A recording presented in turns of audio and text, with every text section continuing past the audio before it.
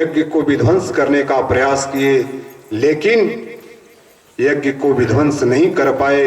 अब इधर देवर्षि नारद जी कैलाश पर आते हैं और भोलेनाथ से ये अशुभ समाचार सुनाते हैं। भोलेनाथ गुस्से के मारे अपनी एक जटा तोड़ते हैं और तोड़ करके धरती पर पटक देते हैं और उस जटा से एक ऐसा काला कलुटा विशाल पुरुष पैदा होता है जिसे शास्त्र वीरभद्र का नाम देते हैं। वीरभद्र को आज्ञा देते हैं, प्रभु वीरभद्र जाओ और उस घमंडी यक्ष का मान मर्दन करो, उसके यज्ञ को विध्वंस कर दो और उसका वध कर दो। प्रभु भोलेनाथ का आज्ञा पा करके वीरभद्र चला है और जैसे ही कैलाश से चला है, यक्ष के नगर के नजदीक गया है, क्या होता है वहां इतना बड़ा आंधी तूफान बमंडर उठता है कि यज्ञ मंडप में जितने भी ऋषि महर्षि देवी देवता बैठे हुए थे सब के सब आश्चर्यचकित हो गए। भाई हवा कहीं से चल नहीं रही, ऐसा बवंडर कैसा कहां से आ रहा है? संध्या का भी समय नहीं है, गायों के आने का समय नहीं हुआ है, फिर भी इतनी आंधी तूफान कैसे? कुछ ही समय में वीरभद्र यज्ञ स्थल पर पहुंचते हैं और वहां जितने भृगु इत्यादि मरीचि इत्यादि जितने ऋषि थे सबको वहां से अपमानित करके मार करके पीट करके भगा देते हैं। कोई यज्ञ के हवन कुंड में पेशाब कर देता है, कोई हवन कुंड में अन्य पदार्थ डाल देता है, कोई यज्ञ मंडप को ध्वस्त कर दिया। वीरभद्र ने राजा यक्ष की गर्दन को काट दिया। अब हाहाकार मच गया, तीनों लोक 14 भुवन में हाहाकार मच गया। दक्ष प्रजापति का वध हो गया, उनका यज्ञ विध्वंस हो गया।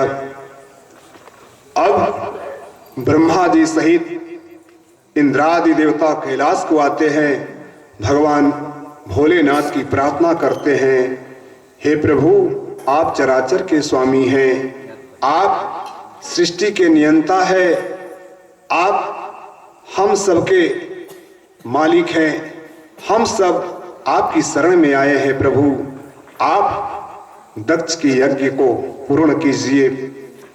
दक्ष ने आपका अपमान करके बहुत बड़ी भूल किया। प्रभु आप उसकी गलतियों पर ध्यान न दीजिए, आप तो आशुतोष हैं, आप कृपालु हैं, दया के सागर हैं। आप चलिए यक्ष की यज्ञ को संपन्न कीजिए और उसको प्राण दान दीजिए।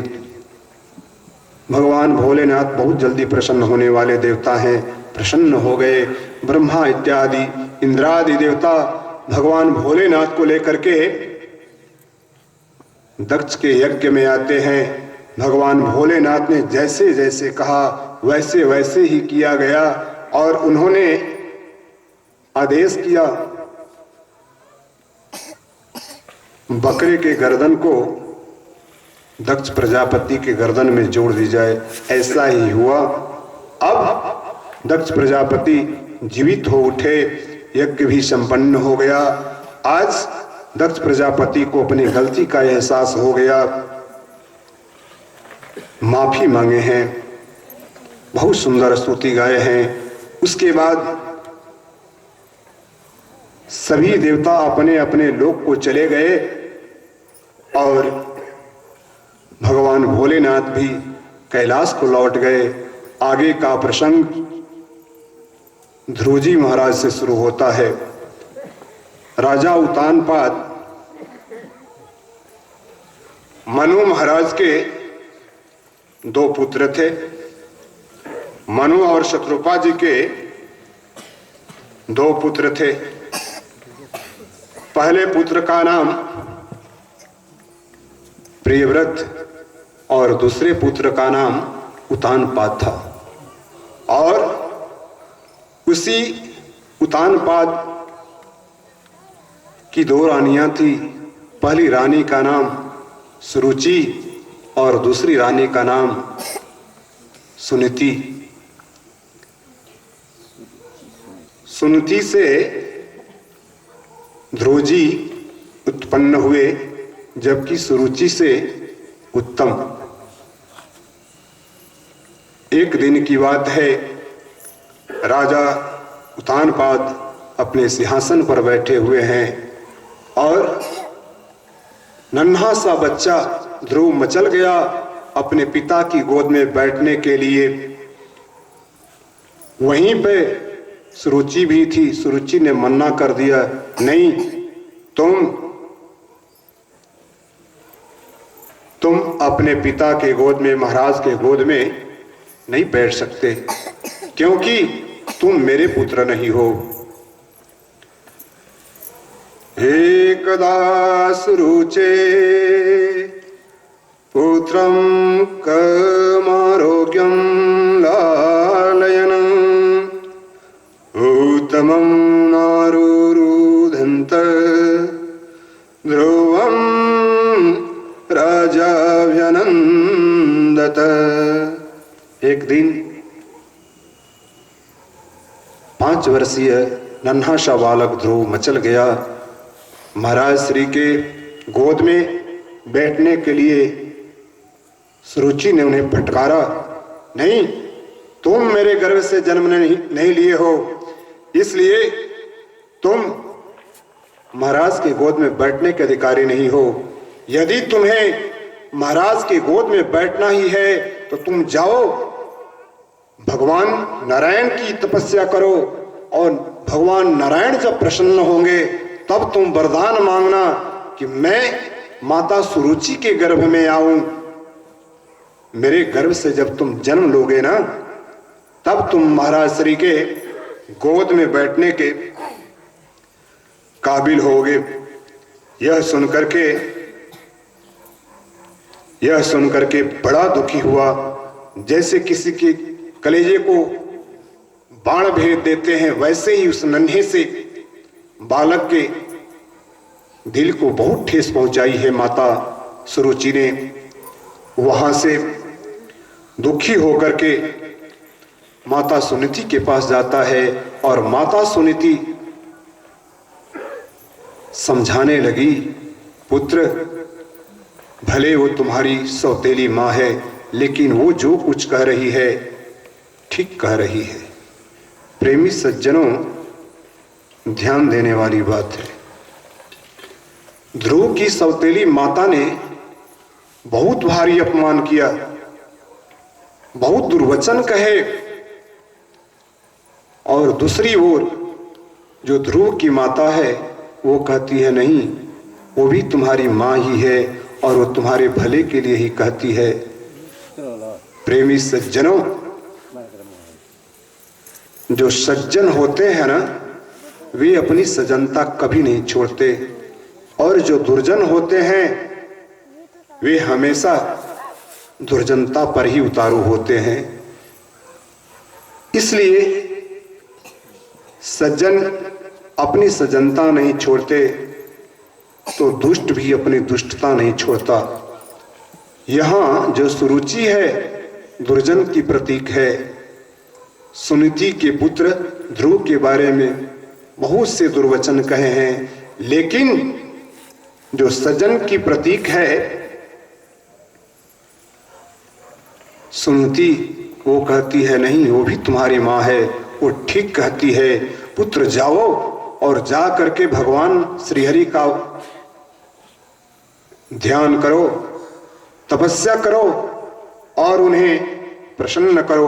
और पुत्र, तुम तपस्या के द्वारा जब भगवान को प्रसन्न करोगे तो तुम संसार की कोई वस्तु मत मांगना, भगवान से ऐसा दिव्य चीज मांगना जो आज तक तुम्हारे कुल और खानदान में वैसा स्थान किसी को प्राप्त नहीं हुआ। माता का उपदेश मान करके अब 5 वर्षीय बालक ध्रुव घर से निकल पड़ा है। बीच रास्ते में भगवान नारद मिलते हैं और समझाते हैं, नाधुनाप्यवमानं ते सम्मानं वापि पुत्रक लक्ष्यामः कुमारस्य शक्तस्य किरणनादिषु। पुत्र ध्रुव, तुम अभी बहुत छोटे हो, तुम्हारी अवस्था बहुत छोटी है और बच्चों का मान क्या अपमान क्या, इसलिए तुम घर को लौट जाओ। तुम्हारी आयु अभी खेलने कूदने की है। पुत्र, घर लौट जाओ और जा करके खेलो कूदो। अभी तुम्हारी उम्र तपस्या करने की नहीं है। विकल्पे विद्यमानोऽपि नः यः सन्तोषयेतवः पुंसो मोहमृते भिन्ना यलोके निजकर्मभिः। पुत्र, घर को लौट जाओ और जा करके अपनी माता के साथ प्रसन्नता पूर्वक अपना जीवन यापन करो। प्रेमी सज्जनों, नारद जी की ऐसी मनसा कदापि नहीं थी कि ध्रुव जी को वापस लौटा दे।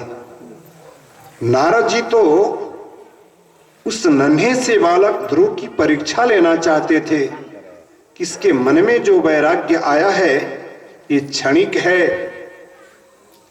यह वैराग्य क्षणिक है कि टिकाऊ है। प्रेमी सज्जनों, जो वैराग्य होता है ना, कभी कभी क्षणिक होता है, कभी कभी क्या प्रायः करके क्षणिक ही होता है। पति पत्नी में झगड़ा हो जाए, पति महोदय ने कह दिया जाओ मैं साधु बन जाता हूं। एक ऐसे ही पतिदेव थे। उनकी पत्नी तो बड़ी सुशील थी, बड़ी धर्मात्मा थी और पति की सेवा में हमेशा लगी रहती थी।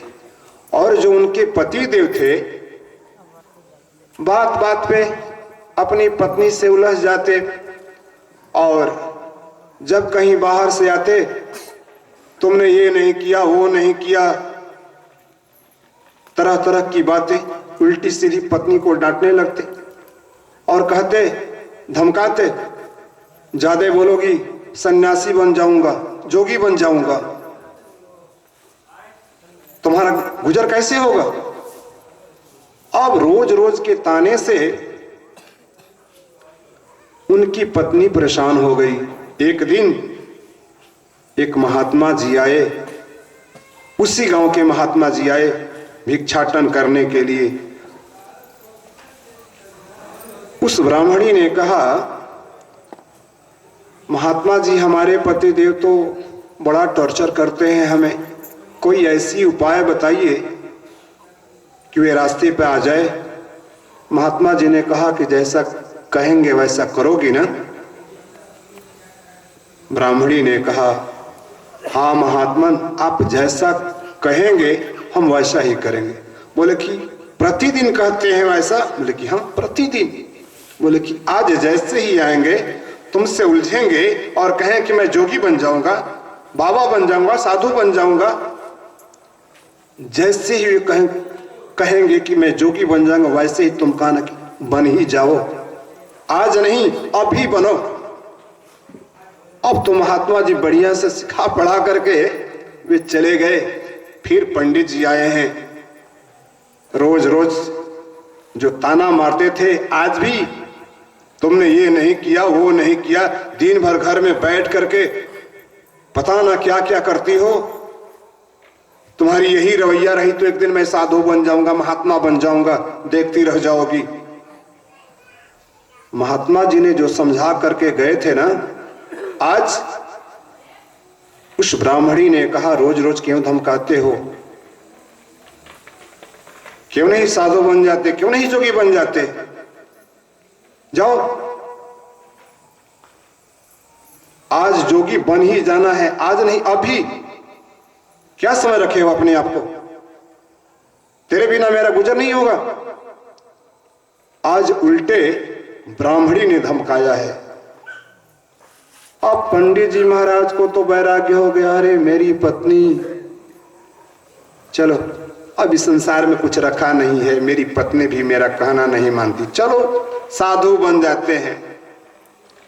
और उसी मठ पे गए जिस महात्मा जी ने उन ब्राह्मणी को उपदेश किया था कि ऐसे ऐसे करना, उपाय बताए थे। अब गए, बाबा अब हमारे मन में वैराग्य आ गया है, संसार में कुछ है नहीं, पत्नी बेटा बेटी धन दौलत कुछ भी नहीं है, मैं वैरागी हो गया, मेरे अंदर ऐसा वैराग्य आ गया, अब हम आप ही के साथ रहेंगे, भगवान का भजन कीर्तन सत्संग करेंगे। महात्मा जी हंसे, पंडित जी इतना आसान नहीं है साधु बन जाना, योगी बन जाना इतना आसान नहीं है। ना ना महात्मा जी, अब हमारे अंदर वैराग्य, इतना वैराग्य हो गया कि संसार से मेरी निवृत्ति हो गई, संसार में कुछ रखा है कुछ भी नहीं। महात्मा जी बोले ठीक है, जब तेरे अंदर वैराग्य आ ही गया है तो ये तो मठिया है, यहाँ पर संत महात्मा वैरागियों की ही जरूरत होती है, चलो मेरे साथ रहना, भजन कीर्तन करना, ठाकुर जी को मनाना। वही हुआ।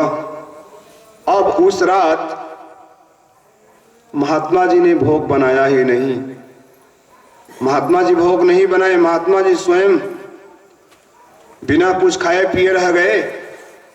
उस ब्राह्मण देवता ने भी सोचा कि जब महात्मा जी स्वयं नहीं प्रसाद ग्रहण कर रहे हैं तो हम कहां से ग्रहण करें। भूख तो जोरों की लगी थी, लेकिन भगवान के नाम पर वैसे ही। सुबह हुआ, महात्मा जी बोले एक काम करो, चलो मंदिर के परिसर की सफाई करो, गायों की सेवा करो। कर ली। जाओ स्नान करो। स्नान करने गए, उनके पास जो वस्त्र पहने थे, धोती और कुर्ता, बोले कि महात्मा जी कोई वस्त्र दो कपड़ा बदलने के लिए। और महात्मा जी उनकी धोती के 4-5 टुकड़े कर दिए। अरे महाराज आपने क्या कर दिया? बोले कि संत महात्मा तो ऐसे ही गुजारा करते हैं, संसार की वस्तु से क्या मतलब। अब एक ही धोती के 4-5 टुकड़े हो गए, जैसे तैसे अपने तन को पंडित जी ढके। बोले कि जाओ गांव में से भीख मांग करके लाओ। ब्राह्मण देवता बोले महात्मा जी सब कर लूंगा, मेरी प्रतिष्ठा है, भला मैं क्यों भीख मांगू, मैं भीख नहीं मांगूंगा। बोले कि तब ठाकुर जी को भोग क्या बनेगा? नहीं बना। अब इधर पंडित जी का वैराग्य धीरे धीरे कमजोर पड़ने लगा था। रात में भी कुछ नहीं खाए थे, सुबह में भी कुछ नहीं खाए। ऐसे करते करते जब 3 दिन बीत गए, पंडित जी मंदिर के एक कोने में बैठ करके रो रहे थे। कितना भला चंगा था, घर में पत्नी कितना सेवा करती थी, ऊपर से धौंस भी हम जमाते थे, बुरे फंस गए। अब पंडित जी खूब रो रहे हैं, लेकिन अब घर जाएंगे तो कैसे जाएंगे? उनकी पत्नी ने उन्हें जो जोरों का झटका दिया था। पंडित जी सोचने लगे क्या भगवान, कोई ऐसा बहाना मिल जाए, कोई तो हमें अपने घर पहुंचा दे। भगवान महात्मा जी के मन में समा गए। पंडित जी क्यों रो रहे हो? महात्मा जी क्या बताएं, 3 दिन से बिना कुछ खाए पिए अब बर्दाश्त नहीं होता। बोले कि जाओ अपने घर जाओ, ब्राह्मणी का आदर करना, सत्कार करना, और आज के बाद कभी भी ब्राह्मणी का अपमान मत करना, कभी उनके ऊपर धौंस नहीं जमाना, आदर सम्मान के साथ रहना। उधर ब्राह्मणी को भी समझा देते कि तेरे पति आने वाले हैं, उनका इज्जत करना। अब ब्राह्मण देवता सिर झुका करके अपने दरवाजे पर खड़े हैं। ब्राह्मणी ने उनका आदर किया, सम्मान किया। आइए आइए स्वामी, आइए, आपका स्वागत है। तो पंडित जी का वैराग्य 3 दिन में ही समाप्त हो गया। 3 दिन में उनका वैराग्य बिल्कुल समाप्त हो गया। तो प्रेमी सज्जनों, यहां नारद भगवान ध्रुव की वैराग्य की परीक्षा ले रहे हैं। ये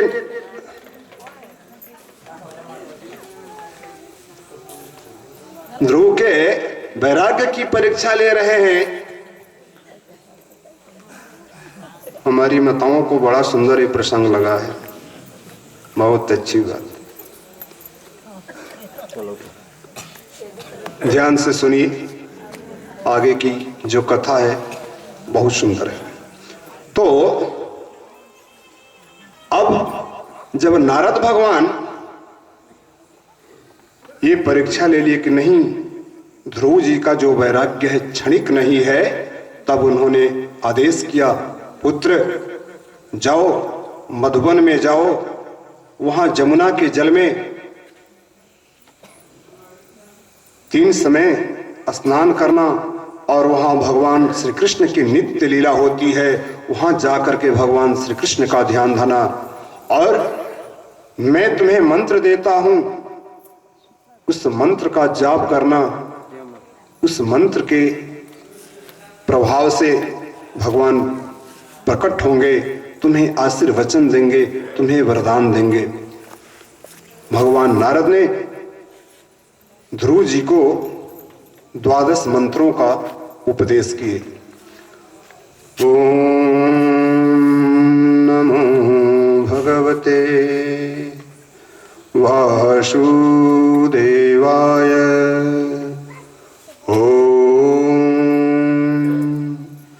नमो भगवते वासुदेवाय, ओम नमो भगवते वासुदेवाय। पुत्र ध्रुव, इसी मंत्र का जाप करना और मेरा आशीर्वाद तेरे साथ है। भगवान बहुत जल्द प्रसन्न होंगे। अब नन्हा सा बालक ध्रुव, 5 वर्षीय बालक ध्रुव जा करके यमुना जी में सुबह शाम और दोपहर तीनों समय स्नान करते और भगवान को इसी मंत्र से प्रसन्न करने का प्रयास करने लगे, जाप करने लगे। उधर जैसे ही ध्रुव राजमहल से निकल करके वन की ओर चले हैं, राजा उत्तानपाद के मन में बहुत ग्लानि हुई और जा करके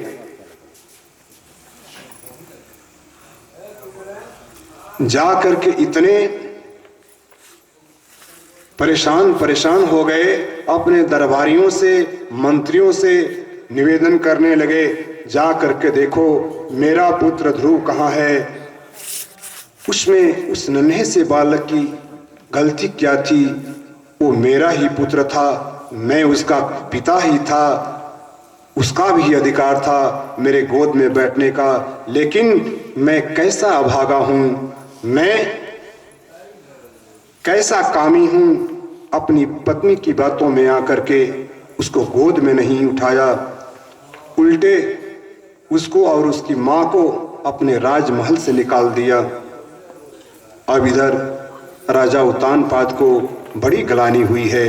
देवर्षि नारद आते हैं और राजा उत्तानपाद से कहते हैं, महाराज आप उदास मत होइए, आप अपने पुत्र के बारे में नहीं जानते हैं, वह दिव्यात्मा है। जंगल में कोई भी हिंसक जीव उसका कुछ भी नहीं बिगाड़ेगा। भगवान श्री हरि उस नन्हे से बालक का रक्षक हैं, इसलिए आप निश्चिंत हो जाइए। उधर घोर तपस्या करने लगे हैं ध्रुव जी महाराज, जिनकी अवस्था अभी 5 वर्ष की है, घोर तपस्या करने लगे। ओम नमो भगवते वासुदेवाय इस मंत्र का जाप करने लगे। जब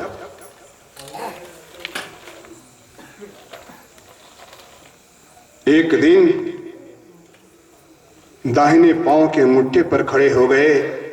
कुछ दिनों तक तो कुछ कुछ खाते रहे, धीरे धीरे अन्न छोड़ दिए, उसके बाद जल छोड़ दिए, उसके बाद वायु भी छोड़ दिए। एक पैर के एक अंगूठे पर जब खड़े हो गए, उनकी तपस्या से इंद्र का इंद्रासन डोल गया, स्वर्ग का सिंहासन डोल गया। सभी देवी और देवता ध्रुव की तपस्या से जो तेज निकल रही थी उसके सामने निस्तेज हो गए। सभी देवी देवता, इंद्रादि देवता, ब्रह्मा जी सहित भगवान विष्णु के पास पहुंचते हैं और निवेदन करते हैं, प्रभु कुछ तो उपाय कीजिए। भगवान श्री हरि ने सभी देवताओं को आश्वासन दिया, आप लोग अपने अपने धाम को जाइए। वह जो बालक है किसी का अनिष्ट करने वाला नहीं है। इंद्र आपका राजगति लेने वाला नहीं है, आप निश्चिंत रहिए। ब्रह्मा जी आपकी पदवी को मांगने वाला नहीं है, इसलिए आप लोग निश्चिंत होकर के अपने अपने धाम को जाइए। सभी देवी और देवता अपने अपने धाम को गए। भगवान श्री हरि प्रकट हुए, दर्शन दिए, बोले बेटा हम तुमसे प्रसन्न हैं, वरदान मांगो। आज ध्रुव ने वही मांगा जो उनकी माता सुनीति ने उन्हें समझा बुझा करके भेजा था। भगवान यदि आप हमसे प्रसन्न हैं, बहुत सुंदर शब्दों में स्तुति गाई है ध्रुव जी ने। उसके बाद वरदान मांगा है, भगवान यदि आप हमसे प्रसन्न हैं तो हमें वही वरदान दीजिए जो आज तक हमारे कुल और खानदान में कोई वैसा स्थान नहीं प्राप्त कर सका, वैसा स्थान हमें दीजिए। भगवान श्री हरि विष्णु ने कहा एवं अस्तु, ऐसा ही हो। ऐसा कह करके भगवान अंतर ध्यान हो गए। देवर्षि नारद आए, उन्होंने कहा ध्रुव अपने घर को वापस जाओ।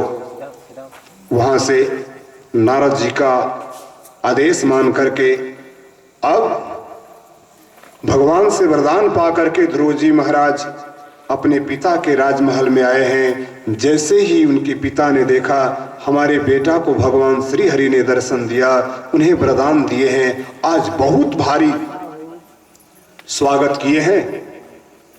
उनके पिताजी बहुत स्वागत किए हैं और आज स्वागत करने के बाद ध्रुव को अपने राज्य का उत्तराधिकारी बनाए हैं। उसके बाद उनके मन में, राजा उत्तानपाद के मन में वैराग्य आया है। वे जंगल को चले गए, वहां जा करके भगवान का ध्यान लगाए और भगवान प्रसन्न हुए। वे अपने भगवान के पार्षदों के सहित भगवान के धाम को राजा उत्तानपाद गए।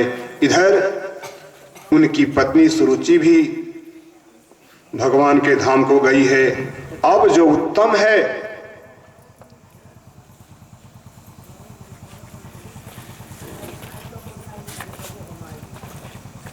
उत्तम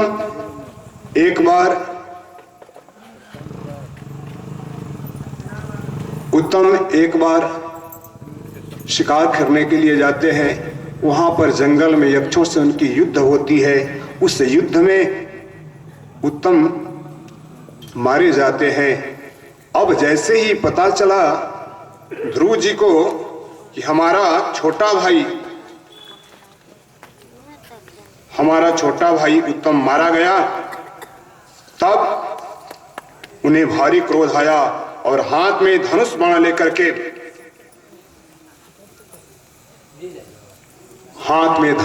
लेकर के यक्षों के साथ युद्ध करने के लिए वे जंगल में चल पड़े हैं। उनकी आंखें गुस्सा से लाल लाल हैं और यक्षों से बदला लेने के लिए जंगल में चले हैं। ध्रुवो भ्रातृवधं श्रुत्वा कोपामर्ष सुचार्पितः जैत्रं स्यनन्दनमास्थाय गतः पुण्य जनालयम् ततो निष्क्रम्य बलिन उपदेव महाभटा असहन्तस्त्र नीनादं भीपेतु रुदायुधः। हाथ में धनुष बाण लेकर के ध्रुव जी महाराज आज यक्षों के साथ युद्ध करने के लिए चले हैं। यक्षों और ध्रुव जी महाराज के साथ बहुत भयंकर युद्ध हुआ है। ध्रुव जी महाराज सभी यक्षों को पराजित कर दिए। सभी यक्ष वहां से जान लेकर के भाग गए, लेकिन माया के द्वारा पुनः वे प्रकट हो गए और पुनः लड़ाई करने लगे। उस युद्ध में माया के द्वारा जितने यक्ष थे खून की वर्षा करने लगे, हड्डी की वर्षा करने लगे, मांस की वर्षा करने लगे और एक साथ 13,000 ऐसा लिखा है भागवत जी में 13,000 यक्ष एक साथ ध्रुव जी पर वार किए हैं और उनके बाणों की वर्षा से ध्रुव जी चारों ओर से घिर गए हैं। यह दृश्य देख करके सभी देवी देवता हाय हाय कह करके पुकार उठे और भगवान से निवेदन किए, भगवान ध्रुव जी की रक्षा कीजिए, ध्रुव जी की रक्षा कीजिए। भगवान ने कहा आप लोग निर्भय रहिए, ध्रुव जी के साथ कुछ भी अनिष्ट नहीं होगा। अंत में ध्रुव जी सभी यक्षों को इतने परेशान कर दिए, इतने परेशान कर दिए कि अब यक्षों को जान बचाना मुश्किल हो गया। फिर भी उनकी लड़ाई लंबी ही होती जा रही थी। अंत में भगवान ब्रह्मा आते हैं। ब्रह्मा जी ध्रुव जी से निवेदन करते हैं, पुत्र मैं तुम्हारा दादा हूं, मैं तुम्हें आदेश करता हूं इस युद्ध को यहीं पर रोक दो, अन्यथा सृष्टि का संतुलन बिगड़ जाएगा। ध्रुव जी ब्रह्मा जी का आदेश मान करके वहां से राजधानी को लौट आते हैं। कुबेर जी वरदान देते हैं और उसके बाद ध्रुव जी की शादी होती है। ध्रुव जी की 2 शादी हुई, एक शिशुमार की पुत्री ब्रह्मी के साथ और इनसे ध्रुव जी और भ्रमी से 2 पुत्र पैदा हुए। पहले पुत्र का नाम कल्प हुआ और दूसरे पुत्र का नाम वत्सर हुआ। ध्रुव जी ने दूसरी भी शादी की, उनकी दूसरी पत्नी बनी वायुपुत्री ईला। वायुपुत्री ईला जी के साथ उनकी दूसरी शादी हुई और ईला जी से एक पुत्र और एक पुत्री उत्पन्न हुई। पुत्र का नाम उत्कल बताया गया, जबकि पुत्री का नाम भागवत जी में नहीं खोला गया है। तो प्रेमी सज्जनों, इस प्रकार ध्रुव जी महाराज 36,000 वर्षों तक 36,000 वर्षों तक बड़े प्रेम पूर्वक निर्वाध राज्य भोगे। उसके बाद प्रभु की प्रेरणा से अंत में उन्हें वैराग्य हुआ। अपने पुत्र को राज्य दे करके वन को चले गए और वहां से वन से तपस्या करते करते भगवान के ध्यान में समाधिस्थ हो गए। अंत समय आया, भगवान के पार्षद आए। भगवान के पार्षदों ने कहा, प्रभु आपके चलने की वेला हो गई, आप चलिए। ध्रुव जी ने कहा, जैसी आप लोगों की इच्छा। ध्रुव जी उस दिव्य विमान पे सवार होकर के भगवान श्री हरि के पास चले गए। प्रेम से बोलिए श्री ध्रुव जी महाराज की जय, आनंद कंद भगवान की जय। जय जय श्री राधे। आज कथा को यहीं पर